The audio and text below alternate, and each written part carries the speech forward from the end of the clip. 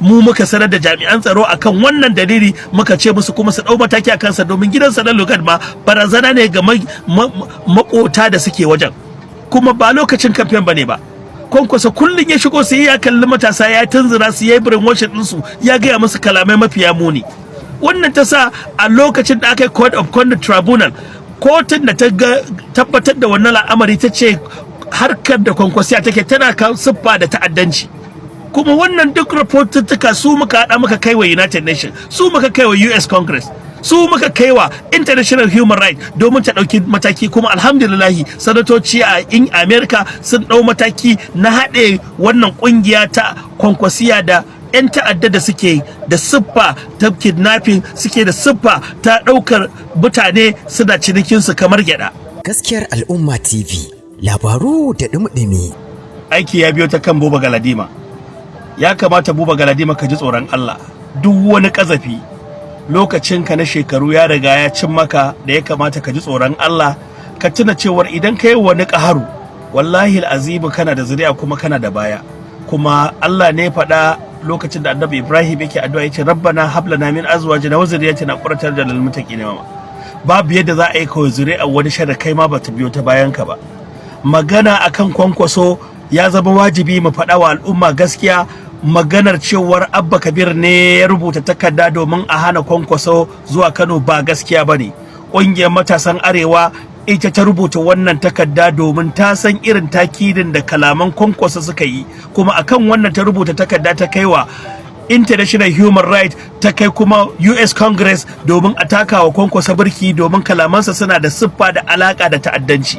Domin babu dalilin da yasa wanda ya zama defense minister ya san yadda tsaro na ƙasa ike ikalli al'umma da matasa ice idan aka takure shi a siyasa zai ba matasa dama su ɗauki doka a hannunsu. Wannan barazana ne ga demokuraɗiyya, wannan barazana ne ga zaman lafiya a Arewa, barazana ne ga zaman lafiya a jihar Kano.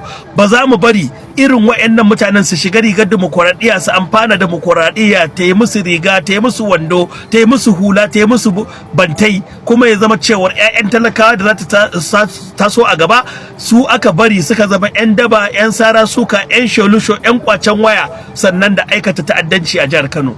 Kuma sanin kowa ne da al'ummar jihar Kano, Kwankwaso ya kalli matasa ya ce su je su farwa a kayan talakawa a kasuwar Kofar Wambai, kayan su ne.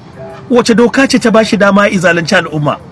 Wace doka ce ta bashi dama ya kalli matasa ya ce ku je ku dau sarki ɗaya muka sani a Kano? Wannan is a contempt of the court. Ya shiga hurumin shari'a, ya shiga hurumin doka, ya shiga hurumin tsaro. Babu bangaren da Kwankwaso bai shiga ba, yayi ta'annati, yayi ɓanna. Kuma wannan ta sa idan muka bari rayuwar al'umma da matasa ta kasance a wannan yanayi, sai dai mu ce inna lillahi wa inna ilaihi rajiun. Amma akwai tarihi ECOMOG a Borno. Ya kamata al'umma su tunatar irin wannan dama Kwankwaso yake so ya amfani da ita a jihar Kano. Zaman lafiya ya zama dole mu a jihar Kano domin kasuwanci da ci gaban al'ummar jihar Kano, zaman lafiya shi ya sabar da shi. In kuma aka ce shugabanni irin su Kwankwaso suna ikirarin kalamai na muni na ta'addanci daga bakin su, to fa ya zama wajibi mu taka birki, domin idan jifa kana tunanin ya wuce kanka ya fada kan uban kowa, to akwai matsala.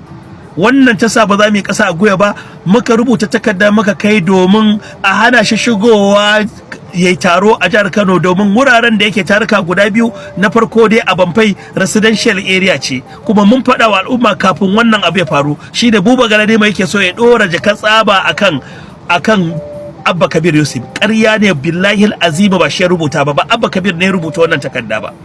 Mu muka sanar da jami'an tsaro akan wannan dalili, muka ce musu kuma su dau mataki a kansa domin gidansa na Lugard ma barazana ne ga makota da suke wajen, kuma ba lokacin kamfen bane ba. Kwankwaso kullum ya shigo sai ya kalli matasa, ya tunzura su, ya yi brainwashing ɗinsu, ya gaya musu kalamai mafiya muni. Wannan ta sa a lokacin da aka yi Code of Conduct Tribunal, kotun da ta tabbatar da wannan al'amari ta ce harkar da Kwankwasiya take tana kan siffa da ta'addanci. Kuma wannan duk rahotantuka su muka haɗa muka kai wa United Nations, su muka kai wa US Congress, su muka kai wa International Human Rights domin ta ɗauki mataki. Kuma alhamdulillahi sanatoci a America sun ɗau mataki na haɗe wannan ƙungiya ta Kwankwasiya da 'yan ta'adda da suke da siffa ta kidnapping, suke da siffa ta ɗaukar mutane suna cinikinsu kamar gyada. Ya ilahi, in dai kai yanzu a Kano baka da yanci, mutanen jihar Kano karfe 7 kowa sai dai ya rufe kofa. Na biyu sai dai a unguwa yanzu a gate saboda wannan bala'in na 'yan daba da sara suka, saboda Kwankwaso sai promoted din wannan matsalar. Kuma ya kamata mu ga al'ummar jihar Kano su san babban bala'in da ya haifar da wannan matsala shine join account na local government da gwamnatin Kwankwaso ta yi, ta sa talauci ga ƙananan hukumomi, ta sa fatara ga ƙananan hukumomi, ta sa yunwa ga ƙananan hukumomi. Kuma aka waye gari billahi azim, ni nayi bincike akan Novomed, kudaden talakawan local government ƙananan hukumomi 44 ake daukewa ana sa asusun family din Kwankwaso. Ya ilahi, wani irin zalunci ne wannan? Ga wannan dalili muke so mu ga al'umma wannan mutumin ba karamin barazana bane. Mu kanmu rayuwar mu tana cikin hadari akan wannan adawa da muke da shi, amma yana cewa mu makiya ne. To ya zama wajibi in yana ganin cewar jami'an tsaro a Najeriya suna tsoron sa, ba za su iya daukar mataki a kansa ba saboda ya fi karfin doka da oda, yana yi wa hukumar shari'a karan tsaye, yana yi wa gwamnati karan tsaye. Babu irin maganganun da bai ga Asuwaju Bola Ahmed Tinubu ba, kuma ba wai akan Asuwaju Bola Ahmed Tinubu ba, tun akan Jonathan sai da ya danganta shi da harkar Boko Haram. Ya ilahi, kai kadai kai kake da gwaninta, kai ne ka iya, kai za ka yi.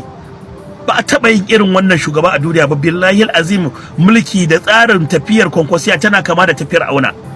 Kuma idan al'umma ba za su yarda da ni ba, su yi tracing ɗin abubuwan da na faɗa, za su ga suna da siffa da irin wayannan abubuwa. Kuma Buba Galadima, ya kamata da kai da Naja ku taka kanku birki. Naja bakin rijiya ba wajen wasan makaho bane ba. Idan interest din al'ummar jihar Kano shine gaba da bukatar Abba Kabir, shi sa muka kira shi Abba Kabir ya kula da Kano interest first. Kuma ba mu yi mamakin duk kalaman ba, dama kai Madugu ka dauko A'in Jafaru, mun yi flat da ita. Ka dauko Sunusi Sirajo, mun yi flat da shi. Ka dauko Sanata Rufai Sani Hanga, mun yi flat da shi. Yanzu ka dauko Buba Galadima, mun yi flat da shi.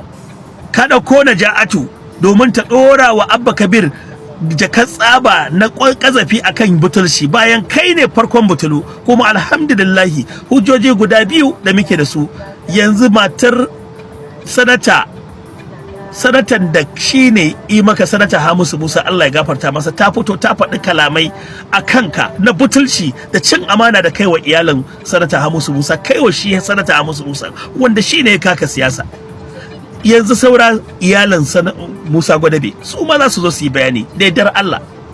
Mutane su gane cewar irin butulcin da kai, su gane irin cin amana da kaiwa iyayen gidanka. Kuma kai ne ka koya wa Abba Kabir, in dai butulci ne to kai ne farkon butulu, domin jam'iyyar PDP ba abin da bata yi maka ba. Ita ta baka gwamna 1999, ita ta baka ministan tsaro, ita ta baka advisor a Darfur, ita ta baka board member a Niger Delta, kuma ta ƙara dawowa ta baka gwamna a 2011 ta zaɓe ka, amma daga ƙarshe ka ɓata ta, ka hurusa ta. Kuma da ka zo APC, abin takaici abin kunya, sai ka ce takara za ka kwace takarar shugaban ƙasan Buhari. Ka ɗauki kuɗin local government na jihar Kano, 44 local government 5 km, aka je aka yi primary election, Yarbawa da Inyamurai, Yarba suka ƙi baka ƙuri'a, Inyamurai suka kwace kuɗinka. Kuma shine dalilin gabanka da Buhari. Waya ilahi, a ce kai kaɗai ka iya.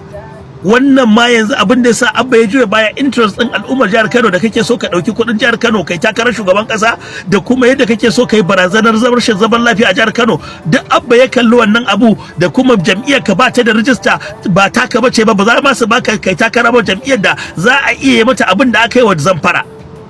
Abba ya kalli makomar jihar Kano, ya nemi sablandin ya shigo APC, muka hakura duk rigingimin da muke da shi, muka yadda muka rungume shi. Shi ne yanzu kake biyo hanyoyin da sai ka bata masa suna, sai ka nemo masharranta, irin su Buba Galadima, sai da Ja'atu sun bata Abba suna. To billahi azimu, akuya ka ta kiyaye raman mu, ina gaya maka. Kuma duk matakin nan da ake dauka mu muka dauka, har na Novomed mu muka dauka kan iyalanka. Kuma idan wallahi azimu aka ci gaba da wannan allura za ta tono garma, domin billahi azimu za mu mika wannan kes din da Novomed na iyalanka kotu. idan muka ƙara ji yanzu ka ƙara ɗauko wani bayan suna ja da ka ɗauko sojojin haya domin su ɓata Abba Kabir suna da Buba Galadima, wallahi azimu wallahi kotu ce za ta raba mu da kai, domin yanzu mun kai ka kotun Allah ya isa, ita ce kotun US Congress, kuma ta tabbatar mana, ta nuna mana goyon baya, ta sa ka a cikin waɗanda suke da promoted ɗin harkar ta'addanci. Kuma kai ka san abin da kai a garurruka guda biyu, kayi a ƙauyen Kofa kai ka jagoranci matasa aka je aka yi ta'addanci, a tsamiyar Kara kai ka jagoranci matasa. Ya ilahi, a wannan layin za a tafi a haka? Shi ne makoma jihar Kano? Kuma siyasa ka ta kasance gaba daya, kai da kake cakana takarar shugaban kasa sai ta zo ta kare gaba daya a jihar Kano? To akwai gyara. Ya kamata al'umma da malamai mu sa Abba Kabir a addu'a. Allah, wannan taro da za a yi a jihar Kano, Allah ya sa a yi shi lafiya, a gama lafiya, shugaban kasa ya shigo lafiya, a karbi Abba Kabir lafiya, a samu farin ciki, a samu arziki da kwanciyar hankali da yalwa a jihar Kano. Wannan shine sakon kungiyar matasan Arewa. Wannan shine abin da muke dauke da shi a yanzu daga tashar Gaskiyar Al'umma TV. Sai zuwa jimawa za ku ji mu dauke da waɗansu zafafan labaran domin ku. Ku biyo mu domin samun sababbin labarai na yau da kullum, rahotanni da bincike na gaskiya, shirye-shiryen Kaniwo da jarumai, nishadi da ilimi ga matasa da manya. Ku yi subscribe, ku danna ƙararrawa, ku kasance cikin sahihan labarai a harshen Hausa.